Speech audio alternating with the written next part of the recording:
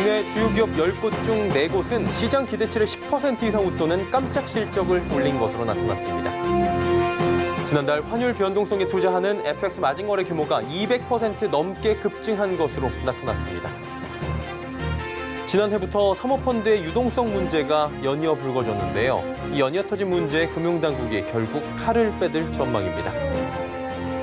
유가 급등락과 코로나19 치료제 우려, 북한 관련 소식에 변동성이 심화됐던 시장이 반등에 성공했습니다. 센 경제 라이브 출발합니다.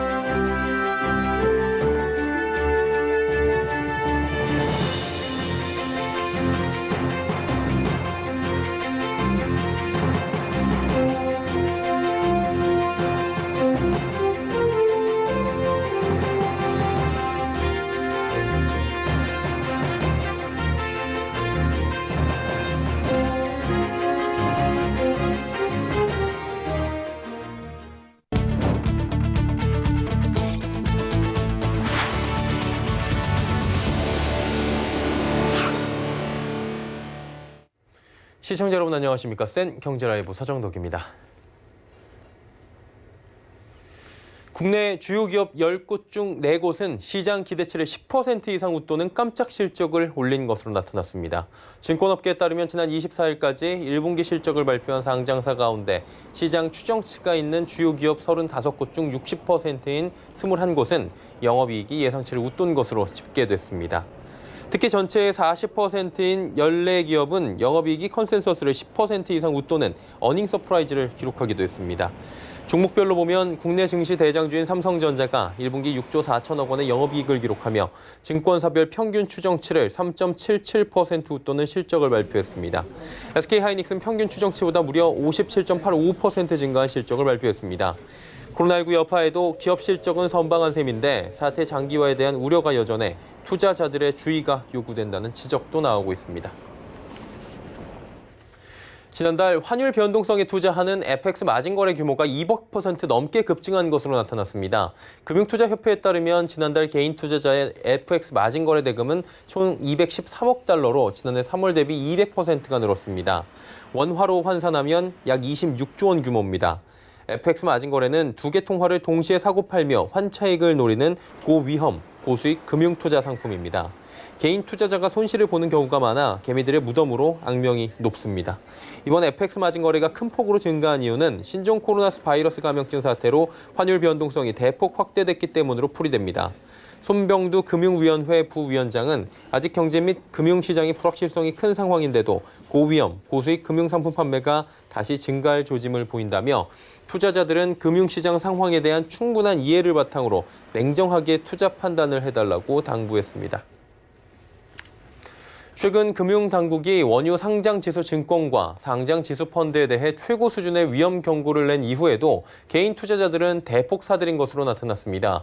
금융감독원이 일부 원유 ETN에 대해 위험 등급 소비자 경보를 발령한 다음 날인 지난 10일부터 24일까지 개인 투자자는 유가 상승에 베팅하는 ETN, ETF를 총 1조 3,649억 원 순매수한 것으로 집계됐습니다. 거래소는 최근 WTI 선물 가격이 사상 최초로 마이너스를 기록하는 등 국제 유가의 변동성이 극단적으로 커지며 괴리율이 크게 확대돼 투자자들이 큰 손실을 볼 수 있다고 지적했습니다. 삼성 레버리지 WTI 원유 선물 ETN의 경우 24일 기준 시장 가격은 2,085원인데 지표 가치는 193원 57전에 그쳐 괴리율이 무려 977.13%에 달했습니다. 증권사 관계자는 원유 파생 결합 상품의 변동성이 커지자 개인 투자자들이 대거 뛰어들며 시장의 가격 기능마저 마비된 상태라며 투자자들이 이상 과열 상태에서 벗어나지 않는 한 시장을 정상화할 방법이 보이지 않는다고 우려했습니다. 지난해부터 사모펀드의 유동성 문제가 연이어 불거졌습니다. 특히 라임 자산운용과 디스커버리 자산운용 환매 중단은 해외 투자처의 부실이 유동성 문제를 야기했습니다. 연이어 터진 문제에 금융당국이 결국 칼을 빼들 전망입니다. 이소연 기자의 단독 보도입니다. 지난해 4월과 10월 디스커버리 자산운용과 라임 자산운용은 각각 US 핀테크 글로벌 채권 펀드와 플루토 TF 1호의 환매를 연기했습니다. 각 펀드의 투자처였던 미국의 DLI와 IIG의 부실이 펀드 유동성에 문제를 일으켰기 때문입니다. 두 펀드의 환매 중단에는 투자처에 대한 부실한 실사라는 공통점이 있습니다. 미국 증권거래위원회 SEC 문건에 따르면 DLI는 회사 대표였던 브랜든 로스에 의해 지난 2014년부터 부실이 은폐되었고 지난 2007년부터 폰지 사기가 시작된 IIG는 2015년 또 다른 투자자에 의해 소송이 걸린 상태였습니다. 부실이 발생하던 상황에서 이들 운용사를 투자처로 정한 라임 자산운용과 디스커버리 자산운용, 해외 투자처에 대한 부실한 실사에 비판이 나오는 이유입니다. 연이어 불거진 투자처 부실에 따른 유동성 문제에 결국 당국이 칼을 빼들기로 했습니다. 지난 2009년 이후 개정된 적 없는 특별자산펀드 업무 처리 모범 기준을 강화하기로 한 것입니다. 금융감독원 관계자는 지난해부터 관련 가이드라인 강화를 위해 논의 중이었다며 현재 내부 협의는 끝난 상태로 금투협에서 늦어도 올 상반기까지는 업계 의견 청취 등 내부 절차를 거쳐 확정할 예정이라고 말했습니다. 또한 이번 가이드라인은 공모와 사모펀드 모두에 적용되는 것이라며 6월 말까지는 확정이 될 것이라고 언급했습니다. 부실한 실사 방지를 위한 당국의 가이드라인이 어느 정도까지 강화될지 결과가 주목됩니다. 서울경제TV 이소연입니다.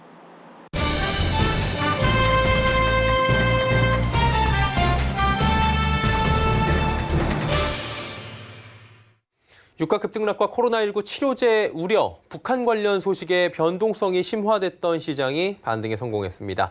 미국과 유럽의 경제활동 재개 기대감, 또 유가 반등이 이어지며 투자 심리가 개선된 건데요. 추세적 반등이 이어질 수 있을지 주간 증시 전망 증권부 김혜영 기자 연결해서 알아보도록 하겠습니다. 안녕하세요.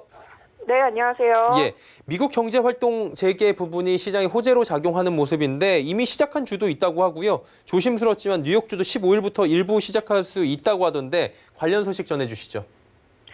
네, 경제활동 재개가 언제 가시화될지가 관건이죠. 미국 주정부들도 하나둘씩 경제 재가동에 속도를 내고 있습니다. 코로나19 피해가 가장 심각했던 뉴욕주는 5월 경제 재개 가능성을 시사했습니다. 앤드류 쿠오모 뉴욕 주지사는 다음 달 15일 이후 일부 사업체가 문을 열 수 있을 것이라며 단계적인 재가동 계획을 밝혔습니다. 1단계로 건설업과 제조업에 이어 2단계에서는 해당 사업이 제공하는 서비스가 필수적인지, 사업 재개가 얼마나 중요한지 등을 판단해서 재개 여부를 결정할 것이라고 밝혔는데요. 앞서 지난 20일 플로리다가 해변을 다시 개장을 했고요. 조지아와 오클라호마 등 3개 주에서는 지난주 미용실과 운동시설 등도 다시 문을 열었습니다. 이번 주는 콜로라도주와 미네소타주, 몬태나주에서도 자택 대피령과 사회적 거리두기 조치 완화에 나설 예정입니다. 네, 그리고 우리 국내 실적 얘기해보도록 하겠습니다. 조금 전에 전해드렸다시피 깜짝 실적 발표한 기업들도 많이 있었는데 이번 주는 어떤 기업이 발표하는지 일정 향후 전망 짚어주시겠습니까? 네, 이번 주 역시 국내외 주요 기업의 실적 발표가 이어집니다. 삼성전자가 29일 1분기 확정 실적을 발표합니다.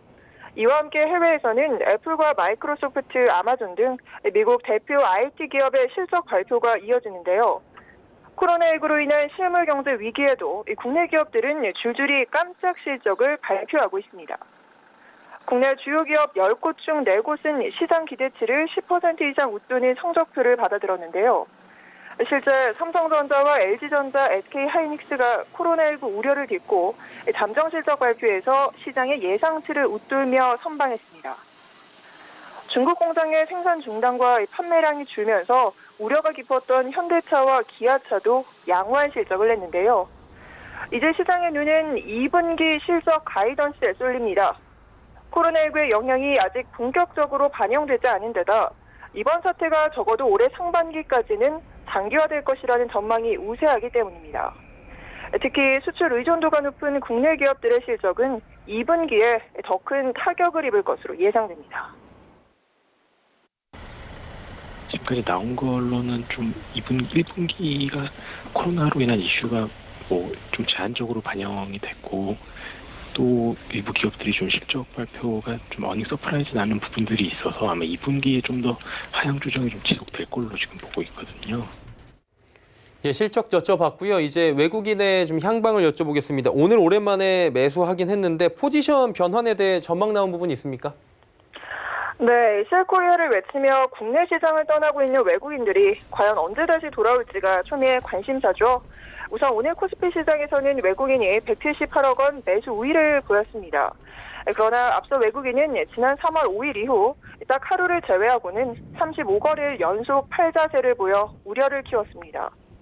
외국인들이 줄기차게 주식을 팔아치우면서 코스피 시가총액에서 외국인이 차지하는 비중도 13개월 만에 최저로 떨어졌는데요. 다만 최근 들어서 실적 개선 종목들 위주로 매수에 나서면서 매도 강도를 완화하며 수급 조절에 나선 모양새입니다. 외국인의 귀환을 둘러싼 전문가들의 의견은 분분한데요. 우선 김광현 유한타증권 연구원의 전망 들어보시죠. 좀 눈여겨봐야 되는 건 환율 쪽인 것 같아요. 네. 환율이 이제 뭐 안정화되는 모습을 보이고 나면 이제 외국인들이 뭔가 좀 변화를 주지 않을까. 환율이 좀 안정화되는 모습이 보여야 외국인들이 실질적인 뭐 포지션 변화를 논할 수 있지 않을까라고 생각하고 있습니다. 네, 다소 긍정적인 의견도 있습니다. 이경민 대신증권연구원은 외국인 순매도가 지속되는 이유는 미국과 유럽의 코로나19 확산과 유가 급등락 때문이라며 이제 관건은 코로나19 진정세가 뚜렷해지고 경제활동 재개가 가시화되는지 여부라고 설명을 했는데요. 이 연구원은 2분기 중 가시적인 변화를 기대할 수 있을 것이라며 멀지 않은 시점에 코스피 시장으로 외국인 투자자가 돌아올 것으로 예상한다고 전망을 했습니다. 서상영 키움증권 연구원 역시 긍정적인 반응을 보였는데요.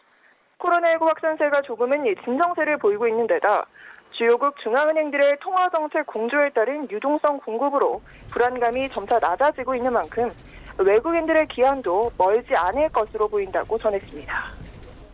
네, 마지막으로 이번 주 주요 일정과 투자 전략은 어떻게 가져가는 게 좋을까요? 네, 이번 주 기업들의 실적 외에도 챙겨봐야 할 이벤트가 상당합니다. 우선 미국의 1분기 경제 성장률이 그중 가장 중요한데요. 전기 대비 마이너스 성장이 확실시되고 있는데 과연 어느 정도 수준일지에 관심이 쏠립니다. 이와 함께 FOMC를 앞두고 있는데 연준이 이미 대책을 많이 쏟아냈기 때문에 추가적인 부양책을 내놓을 것이라는 기대감은 아무래도 좀 적은 상황입니다. 또한 대폭락 이후 반등 흐름을 이어가고 있는 국제유가와 김정은 북한 국무위원장의 건강 관련 소식도 변수가 될 수 있습니다. 이 가운데 국내 시장은 황금 연휴를 앞두고 있어서 종목 장세가 지속될 것이라는 의견이 우세합니다. 언택트와 IT 업종이 시장을 주도할 것으로 보입니다. 지수가 밸류 부담이 있으니까 종목별로 좀 다른 움직임이 보일 것 같은데요. 네, IT는 좋게 보고요. 결국에는 이 IT는 수요에 대한 기대인데요. 이게 중국 같은 경우도 보면 휴대폰 출하량 같은 게 코로나19 이후에 회복이 좀 되는 걸 확인할 수 있거든요. 국내 IT 업종들 같은 경우는 굉장히 좀 우호적인 상황일 수 있다 이렇게 생각하고 있습니다.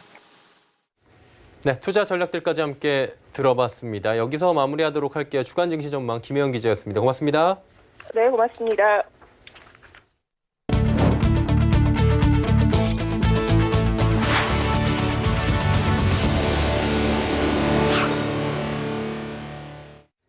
롯데 유통 계열사 7개 쇼핑몰의 온 오프라인 데이터를 통합한 온라인 쇼핑 플랫폼 롯데온이 출범합니다. 롯데온은 지난 2018년 롯데가 온라인 유통 사업의 경쟁력 강화를 위해 신설한 이커머스 사업부가 이뤄낸 결과물인데요. 롯데는 롯데온을 통해 2023년까지 온라인 매출 20조 원을 달성한다는 계획입니다. 문다혜 기자입니다. 유통업계 1위 롯데가 온라인 유통시장 정복에 나섭니다. 롯데쇼핑은 롯데 7개 유통계열사 쇼핑몰에 온 오프라인 데이터를 통합한 온라인 쇼핑 플랫폼 롯데온을 출범한다고 밝혔습니다. 로그인 한 번으로 롯데백화점, 롯데마트, 롭스, 롯데하이마트 등 롯데 7개 온라인 쇼핑몰을 이용할 수 있습니다.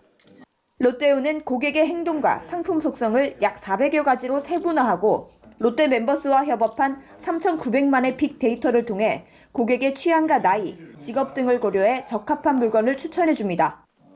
특히 롯데온은 롯데의 전국 15,000여 개 오프라인 매장을 활용한 적시 배송을 도입합니다. 단순히 빠른 배송이 아닌 원하는 시간과 장소에서 상품을 받을 수 있는 서비스입니다. 고객은 롯데마트 풀필먼트 스토어와 롯데백화점의 바로 배송 서비스, 슈퍼의 새벽 배송 서비스를 포함해 롯데의 7,000여 개 매장에 스마트픽 서비스 중 선택해 배송받을 수 있습니다. 롯데온은 고객이 자주 가는 오프라인 점포의 이벤트 정보 등 맞춤형 혜택을 제공하고 라이브 방송을 통해 온 오프라인 간 경계 없는 쇼핑을 구현합니다. 롯데쇼핑은 롯데온을 롯데 유통사업의 핵심 성장 동력으로 삼아 오는 2023년까지 온라인 매출 20조 원을 달성한다는 계획입니다. 또한 유통업뿐만 아니라 식품사, 화학사, 관광 서비스업과 연계해서 고객에게는 좀 더 다양한 상품과 서비스를 제공하고 파트너사에게는 생산과 유통에 필요한 정보를 제공하고 포장재와 폐기물 감축을 통해서 환경 개선에도 기여해 나갈 계획입니다. 치열한 온라인 경쟁 속에서 전통 유통 강자 롯데가 온라인 부분에서도 유통 공룡으로서의 면모를 보여줄지 이목이 집중됩니다. 서울경제TV 문다입니다. LS그룹이 전력 인프라와 스마트 에너지를 앞세워 글로벌 영토를 확장하고 있습니다. 그간 진행해온 투자가 국내외에서 결실로 이어지고 있는데요. 올해도 전 세계적으로 시장 수요가 증가하고 있는 전력 인프라와 스마트 에너지, 디지털 전환 분야에서 핵심 기자재 및 기술 공급과 해외 투자 확대에 적극 나설 계획이라고 합니다. 정훈규 기자입니다. LS그룹 계열사들이 친환경적이면서 전기를 절감할 수 있는 에너지 효율 기술을 앞세워 세계 시장 공략에 박차를 가하고 있습니다. LS전선은 초고압, 해저, 초전도 케이블 분야 최고의 기술력과 적극적인 투자로 미국과 유럽, 동남아 등 해외에서 성장 동력을 확보하고 있습니다. 지난해 5월 폴란드 공장을 준공해 전기차 배터리용 부품과 통신용 광 케이블 생산을 본격화했고 베트남에서는 생산 능력을 지속적으로 확대해왔습니다. 또 지난해 11월에는 이집트의 케이블 전문 시공사인 만 인터내셔널 컨트랙팅과 생산법인 설립을 위한 계약을 체결하고 중동 진출에 교두보를 마련했습니다. 이 같은 노력의 결과로 지난 4월 네덜란드 국영전력회사 테네트와 유럽 진출 이래 최대 규모인 1억 74만 유로, 우리 돈으로 약 1,342억 원의 해저 케이블 공급 계약을 체결했고 3월엔 바레인에서 1,000억 원 규모의 해저 케이블 사업을 턴키로 수주했습니다. LS 일렉트로닉은 소규모 지역에 전력을 자급자족할 수 있는 차세대 전력망, 마이크로 그리드 사업에 박차를 가하고 있습니다. 지난 2018년 에너지 저장 장치 분야 북미 최대 기업인 미국 파커 하니핀의 에너지 그리드 타이 사업부를 인수해 북미 법인 산하 자회사인 LS 에너지 솔루션스를 출범시켰습니다. 또 전남 영암군에 구축되는 총 설비 용량 93메가와트급 에너지 저장 장치 연계 태양광 발전 프로젝트를 맡아 1,848억 원 규모의 계약을 체결했습니다. LS 일렉트로닉이 국내외에서 진행해온 단일 태양광 프로젝트 사상 최대 규모입니다. 이 밖에 단일 재련소 중 생산량 세계 2위인 LS 니코동 재련은 재련 공정에서 발생하는 빅데이터를 분석해 효율을 최적화하는 스마트 팩토리 구축에 나섰습니다. 또 산업기계와 첨단 부품 사업을 하고 있는 LS 엠트로는 유럽과 미국의 높은 환경 규제를 뛰어넘는 친환경 엔진을 장착한 트랙터를 개발했으며 친환경 LPG 전문 기업 이원은 싱가포르와 휴스턴 등 해외 지사들을 거점으로 네트워크와 트레이딩을 확대하는 등 해외 사업 역량을 강화하고 있습니다. 서울경제TV 정훈규입니다. 지난해 고소득 가구와 저소득 가구 간 부동산 자산 격차가 12배를 넘어 전년보다 더욱 벌어진 것으로 나타났습니다. 신한은행이 전국 경제생활자 10,000명을 대상으로 조사한 2020 보통사람 금융생활 보고서에 따르면 전체 가구의 평균 총 자산은 4억 1,997만 원으로 전년보다 1,958만 원 늘었습니다. 자산 가운데 부동산이 76%로 대부분을 차지했고 금융자산 16.5%, 기타 자산이 7.5%를 차지했습니다. 특히 가구 소득이 높을수록 부동산 비중이 큰 것으로 나타납니다. 고소득과 저소득 구간 사이의 자산 격차는 9.2배인데 부동산만 놓고 보면 그 격차는 12.3배로 벌어졌습니다. 이는 부동산 비중이 큰 고소득자가 부동산 자산 가격 상승 혜택을 본 것으로 풀이됩니다. 오는 29일부터 코로나19로 연체 위기인 개인 채무자들은 가계대출 원금 상환 유예를 신청할 수 있게 됩니다. 원금 상환을 최장 1년간 미뤄주는 것으로 다만 이자는 정상적으로 납부해야 합니다. 금융위원회와 금융감독원은 오늘 제4차 비상경제회의에서 확정된 취약개인 채무자 재기 지원 강화 방안을 오는 29일부터 전체 금융권에서 시행한다고 밝혔습니다. 3개월 미만 단기 연체의 경우에도 신청할 수 있고 금융회사의 가계대출 프리워크아웃 특례와 신용회복위원회 채무조정 특례 중 채무자 상황에 맞는 프로그램을 선택할 수 있습니다. 서민금융대출 이용자의 경우 대출을 받은 금융회사에 상환 유예를 신청해야 하고 같은 조건에서 대출을 받은 금융회사가 2개 이상이면 신용회복위원회에서 한 번에 신청 가능합니다. 박영선 중소벤처기업부 장관은 중기부의 올해 목표를 디지털 경제로의 전환으로 꼽았는데요. 기술보증기금과 함께 이 같은 목표를 이루기 위해 인공지능 기술을 활용한 기업평가를 본격 도입한다고 합니다. 서청석 기자입니다. 박영선 중소벤처기업부 장관과 정윤모 기술보증기금 이사장은 오늘 정부 청사에서 디지털 경제로의 대전환을 위한 4대 중점과제를 발표했습니다.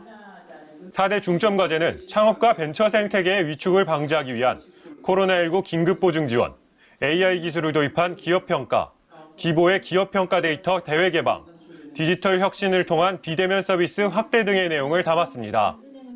4대 과제 중 하나로 오늘부터 창업 후 7년 이내 벤처기업을 대상으로 한 4천억 원 규모의 코로나 특례 보증을 지원합니다. 기존 보증과는 무관하게 지원되고 보증 한도는 최대 3억 원입니다. 특히 기술보증기금은 디지털 경제로의 전환을 위해 기업평가 방식의 인공지능 기술과 빅데이터 분석 방식을 도입합니다. AI를 기술평가에 본격 도입해서 스마트 기술평가를 실시한다는 것입니다. 이것은 기술보증이 그동안의 오랜 노하우와 축적된 기술을 기반으로 해서 기술보증만이 가지고 있는 30만 개 이상의 데이터를 AI와 연결시켜서 인공지능 기술은 그동안 객관적인 지표를 얻기 힘들었던 기업의 기술가치 평가와 기업평가에 적용됩니다. 특허 등급과 가치 금액을 산출하는 특허 자동평가 시스템 K-PASS와 평가 등급 자동 산출 평가 AI 키보트가 본격 활용됩니다. 이를 통해 기존에는 대출 신청부터 집행까지 3에서 4주가량 걸리던 시간을 일주일 안으로 단축합니다.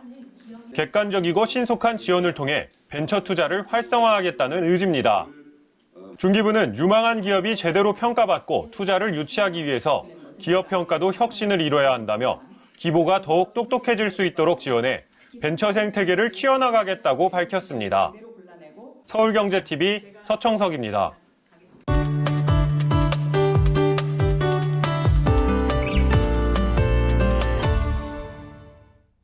똑같은 광고를 해도 효과가 있는 광고가 있고요. 또 그렇지 않은 경우가 있다고 합니다. 그래서 광고주들은 최고의 광고 제작 회사를 찾게 되겠죠. 유명 연예인이나 스포츠 스타들을 광고에 출연시키게 되면 성공 확률을 높일 수는 있겠지만 높은 개런티, 출연료가 부담입니다. 그래서 가끔 발상을 전환해서 전혀 색다른 광고를 하는 겁니다. 또 대박을 치는 경우가 있다고 하는데 물론 막대한 출연료도 없고 그렇다면 이런 광고는 어떤 광고일까요? 이런 광고에 대해서 오늘 설명해 주실 분 모시도록 하겠습니다. K웨더의 반기성 센터장과 함께합니다. 어서 오세요. 네, 안녕하세요. 아무래도 날씨 전문가시다 보니까 날씨용한 광고일 것 같아요. 참 오랫동안 같이 좀 손발 맞추다 보니까 뭐 척 하면 척이네요. 척이라고 하시면 제가 척이라고 받았어야 되는데.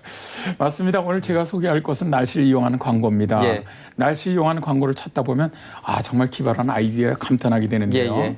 레바논의 한 염색약 광고는 해안 도로변을 따라 설치되는 광고판에 휘날리는 여성의 머리카락 부분을 뚫어요.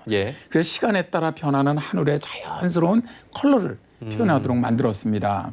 하늘과 날씨와 자연의 색깔, 아름다운 머리 영상을 보면서 저 약으로 염색을 하면 하늘이 나에게 내려올 것 같다라는 느낌이 들더라고요. 일단은 뭐 아까 서두에서 좀 말씀드렸지만 출연료가 비쌀 것 같지 않고요. 자연을 이용하다 보니까 그렇게 또 이쪽도 돈이 안 들 것 같고 이런 생각이 드는데 더 재밌는 사례도 충분히 있을 것 같은데요. 그렇죠. 뭐 재밌는 이런 광고 사례는 굉장히 많습니다. 날씨에 따라 실시간으로 옷이 달라지는 신기한 옥외 간판이 있습니다. 정말 이런 광고다 있구나 이게 싶을 정도로 정말 재밌는데요. 이 이색 간판 프랑스 파리에 있는 라우드뜨라는 패션 회사의 작품입니다. 이 광고판에는요, 외부의 온도를 측정하고 내리는 비를 정확하게 감지할 수 있는 센서가 장착돼 있어요. 예. 그리고 실시간으로 변화하는 외부의 날씨에 맞게 가장 적합한 복장을 착용하고 있는 모델을 보여줍니다. 그러니까 비 오는 날에는 부츠를 착용을 하고 우산을 들고 있는 모델이 나오고요. 더운 날씨에는 하늘하늘 시원하게 옷을 입은 모델이 등장을 합니다. 외부의 온도가 떨어질 때마다 모델은 한 겹씩 옷을 더 껴입는데요. 온도가 바뀔 때마다 또 계절이 바뀔 때마다 입는 옷의 종류도 바뀝니다. 이 광고 보면요. 날씨에 따라서 어떤 옷을 입어야 할지 지금 어떤 계절인지를 알 수 있을 것 같아서 나한테 필요한 옷이 어떤 옷이다 이걸 굉장히 잘할 수 있겠어요. 제가 이제 파리에 갔을 때가 아주 예. 추운 겨울이었거든요. 저는 이 광고를 보면서 오늘은 바람이 강하게 불어서 체감 온도가 낮겠구나.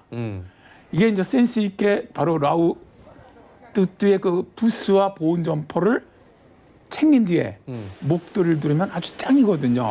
바로 이 광고판이 이렇게 속삭이는 것 같더라고요. 자, 이처럼 날씨를 활용한 창의적인 광고는 고객의 지갑을 여는 최상의 방법이다라는 생각을 합니다. 예, 사실은 요즘에 미디어의 홍수를 넘어서서 미디어에 어떻게 둘러싸여 사는지 모를 정도까지 우리가 살고 있어요.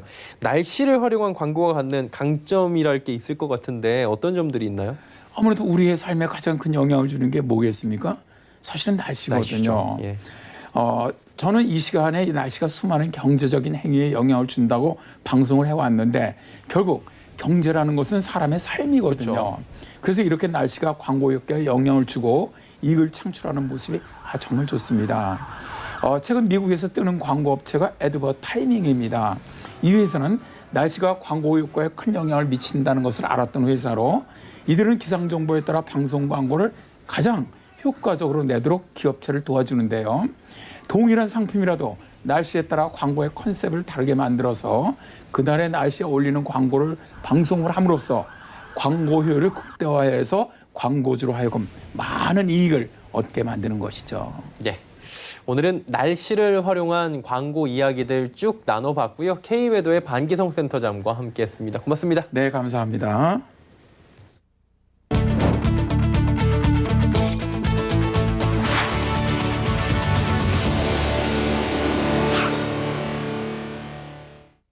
내일 오후 1시부터는 서울경제TV가 주최하는 수축경제를 이기는 수익 모델 포럼이 국내, 해외에 실시간 생중계될 예정입니다.